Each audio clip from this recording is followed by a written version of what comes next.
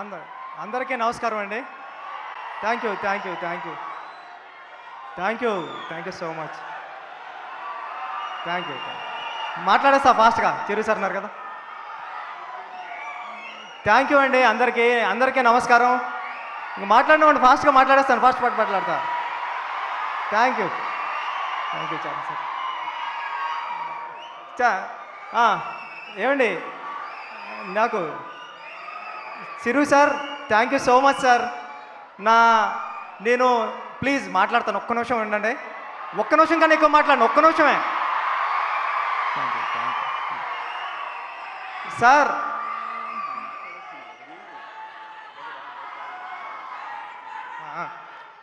Sir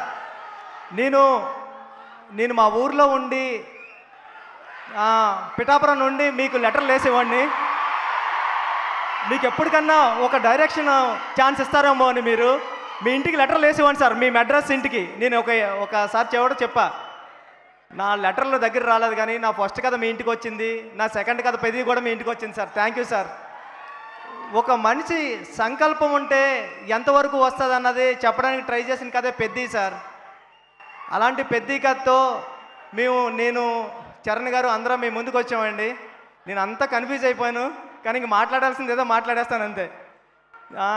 నేను మొదటి రోజు చరణ్ సార్ దగ్గరికి కథ చెప్పడానికి వచ్చినప్పుడు నేను ఒకటే ఫీల్ అయ్యా, ఈ పెద్ద క్యారెక్టర్ని అందరూ ఇంటికి తీసుకెళ్ళాలి, ఇంటికి తీసుకెళ్తే అంతకన్నా అదృష్టం నాకేముండదని చరణ్ సార్ పెర్ఫార్మెన్స్తో ఆ కథని అందరినీ ఇంటికి తీసుకెళ్ళేలా చేశారు Charan sir. Thank you Charan sir. అంటే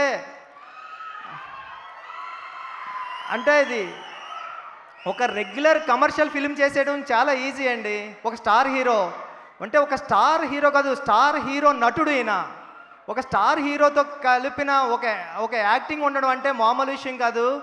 అది నేను పెద్దిలోని మీకు సెకండ్ హాఫ్ అంతా కూడా చరణ్ సార్ యాక్టింగ్ తప్ప ఏమీ కనిపించదు, పెద్ది తప్ప. అంటే ఆయన క్రమశిక్షణ, డెడికేషన్. అంటే సీన్కి వచ్చినప్పుడు ఒక స్టార్లా రాలేదు, ఒక స్టార్లా కారు దిగారేమో కానీ సెట్లోకి రాబోతులా మాత్రం పెద్దిలాగే నడుచుకుంటూ వచ్చారు. నేను పెద్ద క్యారెక్టర్ని నేను ఎంత సెట్లో సీన్ రాసేటప్పుడు ఎంతలా డైరెక్టర్గా ఊహించుకున్నానో దానికి 10 రెట్లు ఎక్కువే చేశారు తప్ప చరణ్ సారు ఎప్పుడూ కూడా అరే ఇలా చేశారంటే నేను ఎప్పుడూ ఫీల్ అవ్వలేదు. అందుకేనేమో నేను రాసుకున్న కథని మీరు ఇంటికి తీసుకెళ్లేలాగా ఆయన పర్ఫార్మెన్స్తో చేశారు. చరణ్ సార్ లైఫ్ లాంగ్ నేను ఎప్పటికీ మిమ్మల్ని మీరు ఇచ్చిన సపోర్ట్ని ఎప్పటికీ మర్చిపోలేను సార్. మీకు ఎప్పటికీ రుణపడే ఉంటాను. మీరు ఎప్పుడు ఇలా ఒరే బుచ్చి ఇలా రా అంటే పరిగెట్టుకుని వచ్చేస్తాను సార్. అంత ఇష్టం మీరంటే నాకు. Thank you so much sir. Love you sir. నా టీం అందరికీ చాలా చాలా చాలా పెద్ద థ్యాంక్ యూ అండి. రత్నవేలు గారికి, రెహమాన్ గారికి, అవినాష్ గారికి, నవీన్ నూలి గారికి, అందరికీ, సతీష్ గారికి, కిల్లర్ సతీష్ గారికి చాలా పెద్ద థ్యాంక్ యూ. ఎందుకంటే ఎక్కడ రాజీ పడలేదు. నేను కొత్త డైరెక్టర్నైనా నేను చేస్తూ ఉంటా కూడా ఎప్పుడు వెనకం చేయలేదు. ప్రతిరోజు సెట్కి కూర్చున్నారు. ఇలాంటి సతీష్ సార్ లాంటి ప్రొడ్యూసర్ దొరకడం నాకు అదృష్టం. నేను లైఫ్లో ఎప్పటికీ మీ రుణం మర్చిపోలేను సార్ సతీష్ సార్. ఇంకా మా గురువు గారు సుకుమార్ గారు, థ్యాంక్ యూ సుక్కు సార్.